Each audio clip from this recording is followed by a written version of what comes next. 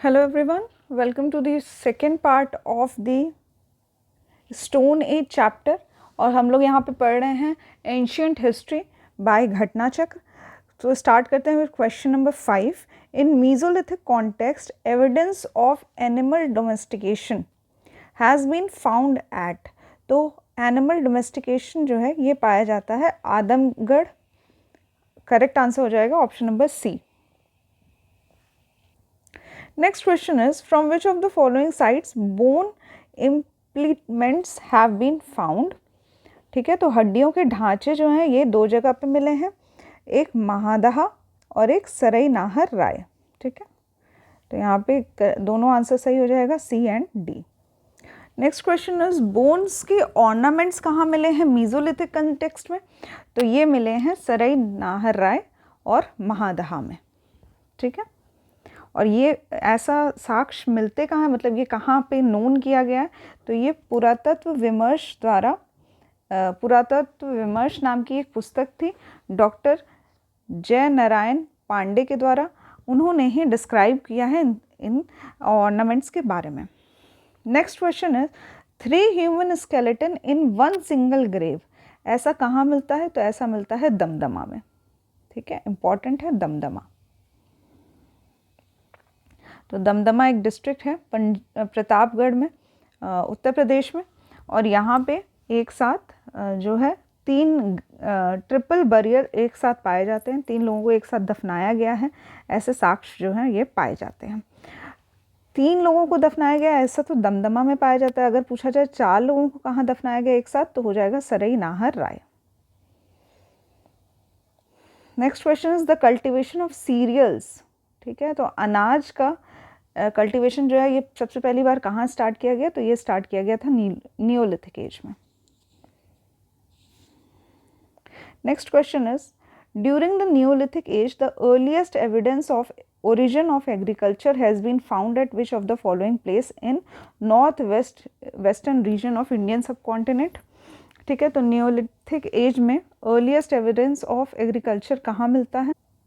ठीक है, तो यहाँ पे करेक्ट आंसर हो जाएगा मेहरगढ़। अगर यहाँ पे लहुरा देव दिया होता तो करेक्ट आंसर होता लहुरा देव, लेकिन यहाँ पे आंसर दिया नहीं है तो मेहरगढ़ सही आंसर हो जाएगा। Next question is the earliest evidence of man in India. ठीक है, ये earlier evidence of human existence कहाँ पाया गया? तो ये नर्मदा की घाटी में पाया गया, नर्मदा की घाटी में। ठीक है, मध्य प्रदेश नर्मदा की घाटी में पहला एविडेंस जो था वो पाया गया था, ह्यूमन रहते थे। और ये डिस्कवरी हुई कब थी? तो ये हुई थी 1982 में।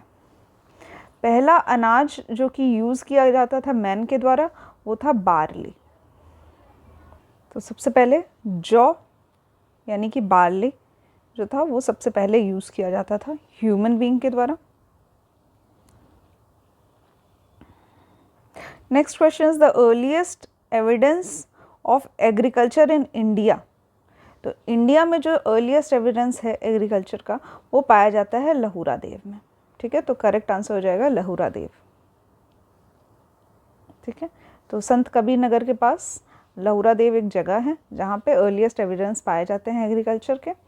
ये रीसेंट डिस्कवरी है, इसके पहले माना जाता था मेहरगढ़ जो है वो पहली जगह है ऐसी। Next question is, with reference to the agriculture heritage of Uttar Pradesh which of the following statement are correct.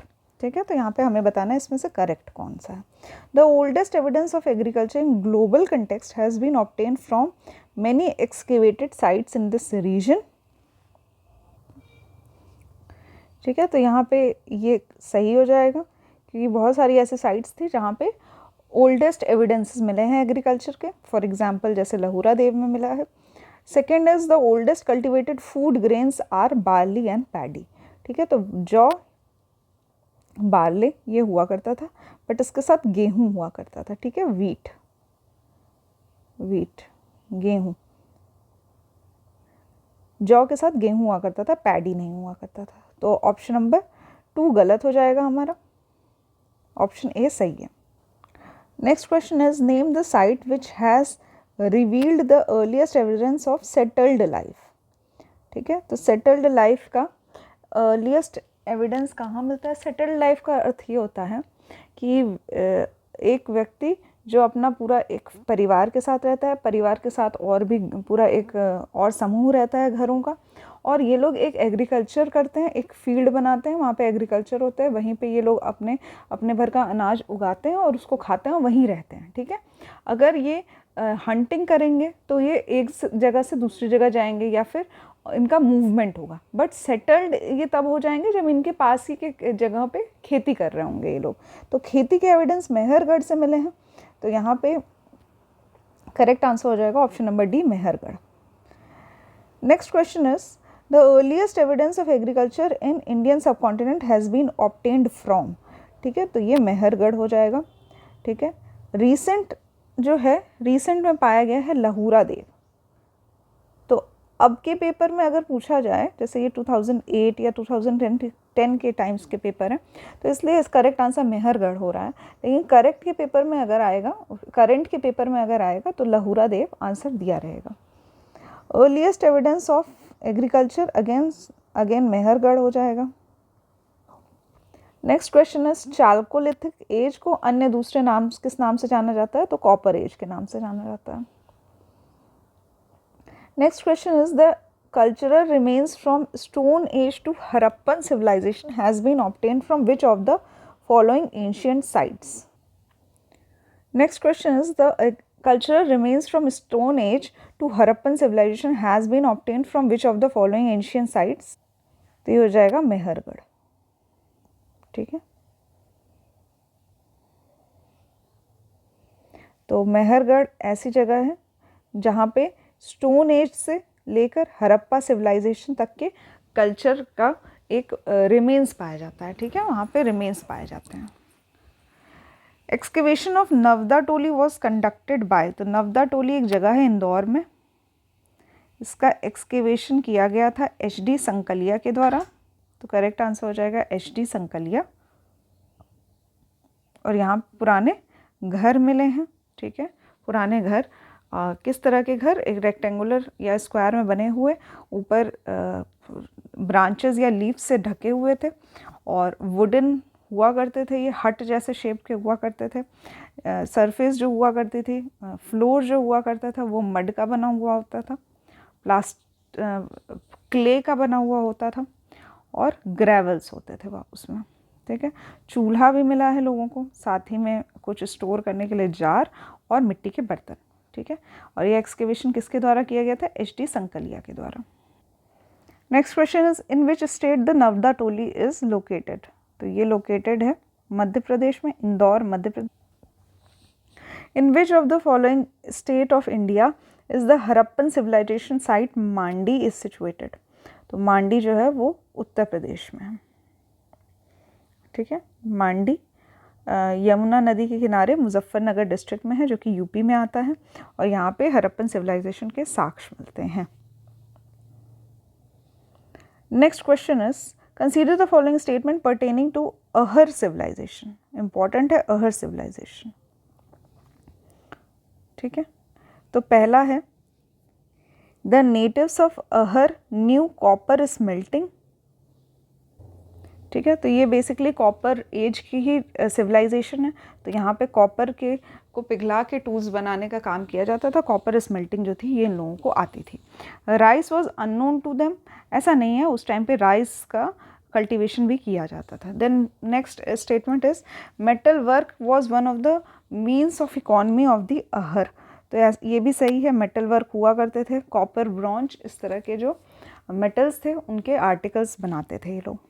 Black, red colored pottery has been found here on which generally white colored geometrical designs has been carved, ठीक है। तो यहाँ पे मिट्टी के बर्तन कुछ इस तरह के हुआ करते थे कि इस पे रेड कलर का पेंट या फिर ब्लैक कलर का पेंट हुआ करता था और इस पे कुछ वाइट कलर की आकृति जो थी ये बनी रहती थी। तो इस तरह का बर्तन जो था वो पाया जाता था,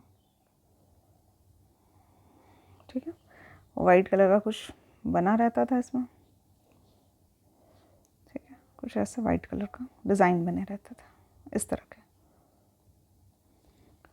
तो वो हो जाएगा option number A, C and D हमारा correct. Next question is megaliths has been identified as. तो मेगालिथ जो थे उनके टाइम पे ये आइडेंटिफाई होते हैं एज अ बरियर साइट। ठीक है, तो दफनाने की जगह जो होती है उसको मेगालिथ कहा जाता है। ठीक है, पता कैसे चलता है, क्योंकि इसमें यूजुअली क्या होता था, एक बड़ा सा पत्थर एज अ साइन या मेमोरियल रख दिया जाता था, कुछ चेम्बर बना दिए जाते थे, डोलमेन बना दिया जाता है, स्टोन 2-3 स्टोन को अलाइन करके रख दिया जाता था, या फिर स्टोन का कुछ ऐसा सर्कल जैसा बना दिया जाता था। तो इस तरह के मेमोरियल्स जो थे वो बना दिए जाते थे। Ash mound is associated with the neolithic site at, तो ये संगना कल्लू, यहाँ पे ऐश का माउंड मिला था। ठीक है, राख का एक टीला या पहाड़ी इस तरह का इकट्ठा होके एक जगह पे राख खूब सारी मिली थी, तो ये था संगना कल्लू। करेक्ट आंसर हो जाएगा option number B.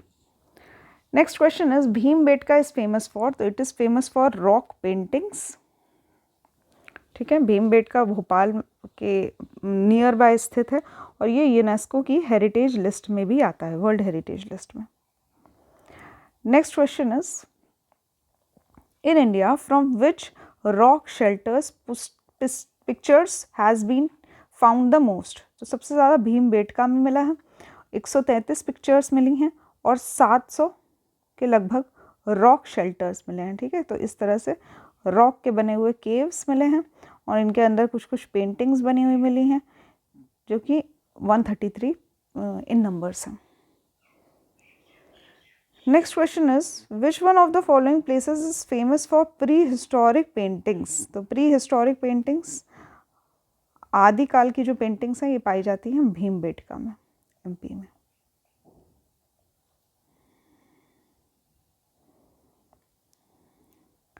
Next question is where are the caves of Bhimbetka situated. ठीक है, तो ये है भोपाल में।